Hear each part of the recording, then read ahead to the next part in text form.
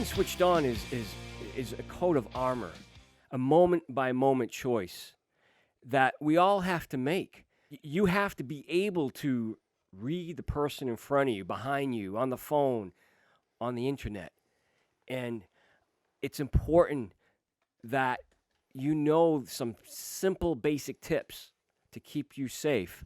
And let's go over some of those tips. Yeah, sure. And that's what your training was all about, all those years in the federal agencies, right? And learning how to know what's there when it's there, to try to prevent that sucker punch, man. Yeah. Not be in that situation. Yeah, so let's just talk about the core values, the core principles of being switched on, John. These form the foundation that we all need in life, even before we get out of our home, and it should be ingrained in ourselves every day. The three core principles I learned from my Marine Corps father was strengthen the mind through education. I don't care what it is, formal education, vocational education. Read, educate yourself. It's your ticket to life's party. Without it, you're not getting in, period. So education of some sort. Read, educate your mind. And education doesn't mean college education or a PhD or a master's degree in criminal protection, right? It just means reading up, being smart, being switched on. Exactly. I mean, quite frankly, it could be maybe a self-defense course you took and techniques you've learned and reading up on certain safety procedures. So education is important. That's the first core principle. The second is strengthen the soul through faith. Ladies and gentlemen, you're going to need that faith most days of life. It's going to help you get through those dark days of life. Yeah. And having that faith that it's going to be okay, and not to give up. As we know now, suicide rate is skyrocketing here in America. All the hunker down, not a good thing, right? And alcoholism and drug addiction. So, have faith that it's going to be okay. So strengthen the soul through faith of some sort. And the third, side, if you will, of a triangle. So you have education, you have faith, and you have the body, okay? Sleep, eat, and exercise every day. Every day. I learned that from my Marine Corps father. It's vital. Yeah. Sleep, eat, and exercise. Sleep, eat, and exercise every day. You need that 8 hours of sleep. You got to be fit, man. And I think in this COVID world, right, the vaccines and everything else come along, but hey, why not get fit? The disease is not kind to obese people. Exactly. So being switched on is that coat of armor.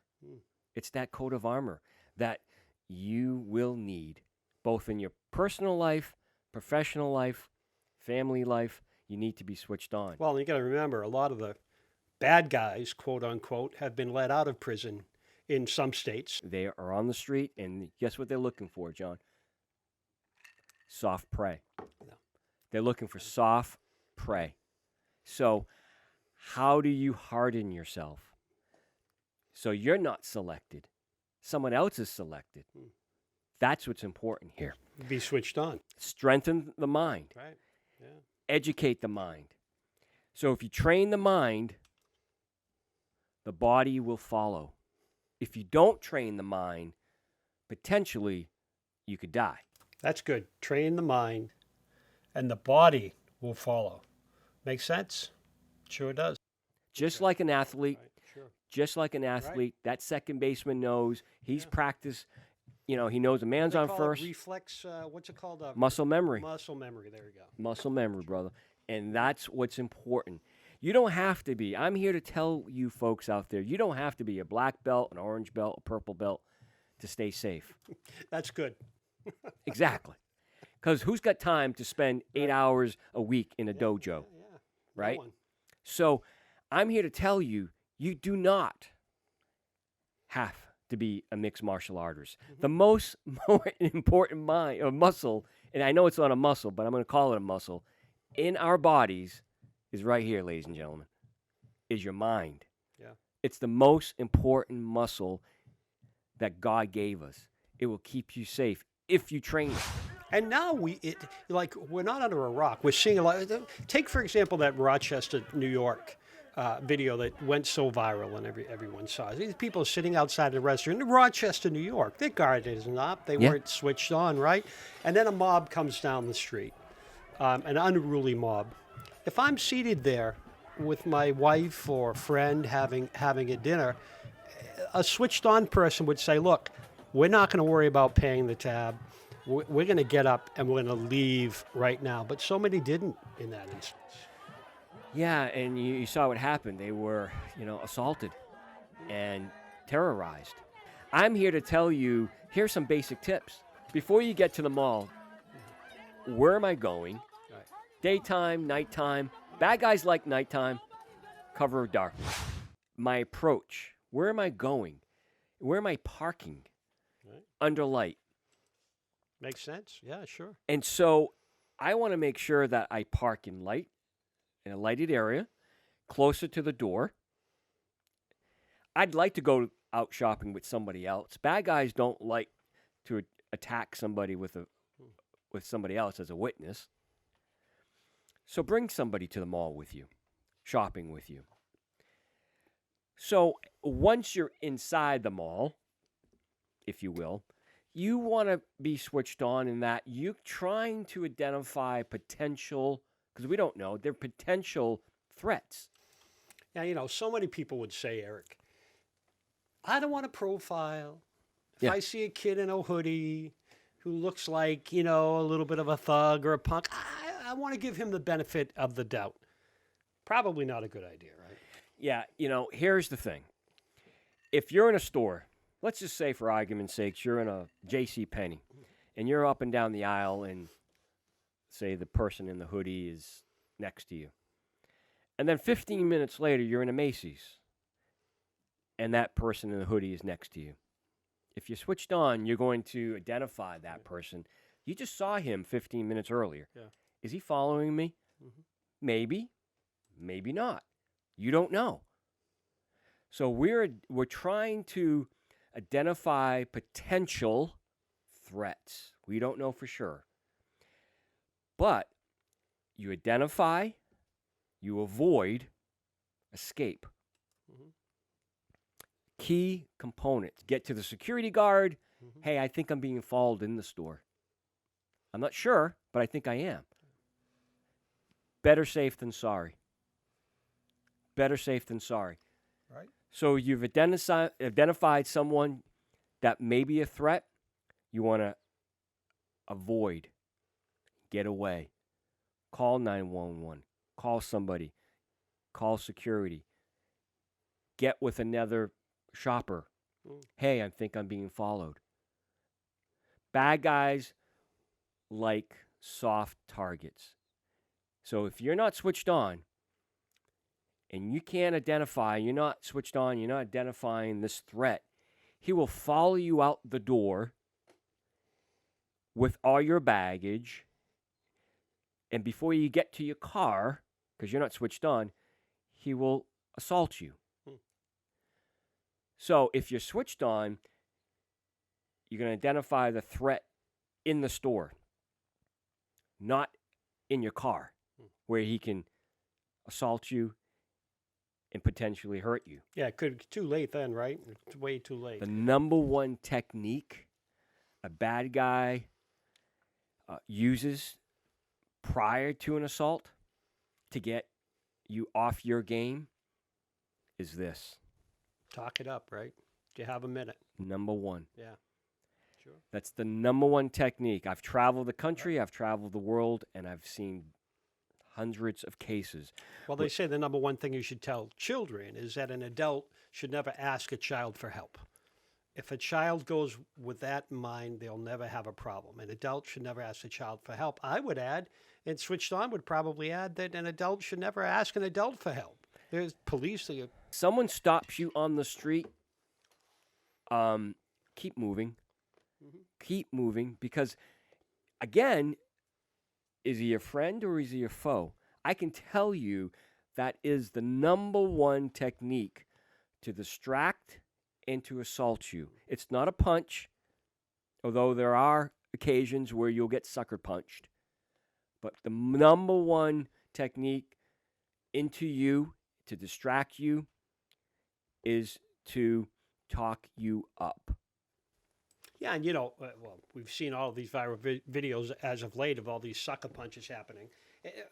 What can you do to prevent that? Well, I don't know. Can you do something to prevent that? Can you not be walking alone on a city street in a sketchy neighborhood? So let's go back to the mall. Mm-hmm. So now you're let's just say you're leaving the mall. You feel safe. You don't feel you're being followed. Mm-hmm. You're switched on. As you exit that mall, again, your head is like a radar system. Swivel. You're identifying, JD, potential individuals that are out of place. Dude, it seems like a lot of work. No. It seems like a lot of work. This Is it a comes lot of second. work? As you practice this mental rehearsal, this will become second nature. Yeah. You're not going to be paranoid. You're not going to be like you're going to be going about. I want this information that we're talking about is to empower you so you can go to the mall. Right. How many people say, "Oh, it's dark out and I don't want to go to the mall because I'm scared." Don't be scared. look. I'm telling you, this is how you stay alive and You're how a you can police act. officer, federal agent. Your father was a police officer. As a kid, you'd go into a restaurant with your father, and his head was on a swivel. He was like, you just knew. Yeah. You just knew he had eyeballs on people. He was scoping out the situation. You never turn it off when you're in that line of work, right? I mean, you never turn it off. Right. But I'm here to say that I want people to live their lives in a peaceful, healthy manner. I don't want people to be paranoid. I'm saying learn some simple tips and you can live your life and you can go to the mall. Sure. So as you come out that mall, you're switched on. Your eyes, your ears, your smell. You are like a radar system identifying potential threats. Doop, doop, doop, doop, doop, doop, doop. I see something here that's just not quite right. There's a man over there, and he was there when I parked the car, and he's still sitting there. And I'm a little concerned about that. Yeah. So God, we have some instincts, when the hair in the back of your neck stands up, and you're like, that's God telling you something. So, as you exit the mall, walking towards your car with a purpose, like a radar system, keys in hand, get into your car, open the car, maybe a quick peek in the back seat, make sure there's nobody in the back seat. How many cases that we know where a bad guy, you fail to lock the door and bad guy gets in? They're in the car already. Give it a quick peek. Get in the car. That's your safe haven. Your safe haven is your vehicle. Get to that safe haven. Mm-hmm. So as you're walking, you're identifying not just from the mall into your vehicle, but let's say you're walking down the street. You're trying to identify, where do I go if poop hits the fan? Is it under the car? Is it in the store? You're trying to identify safe havens in case you need to react. Simple. Smart. All right, so next time we're going to talk about what to do if the bad guy's in the car, or if that bad guy takes the next step and makes a move toward you. All right, so the book is Switched On, The Heart and Mind of a Special Agent. Yep. Tell me a little bit about the book. So the book is, it's dedicated to my Marine Corps father, who taught me everything I needed to know about life and how to survive life. Great man. My twin brother, Eddie Karen, and to all men and women of law enforcement. Because without them, this country fails to exist. There are some people that don't want them, and we're going to be talking about that in the next couple of episodes. This show is very important to me because it's all about being switched on and how to stay safe.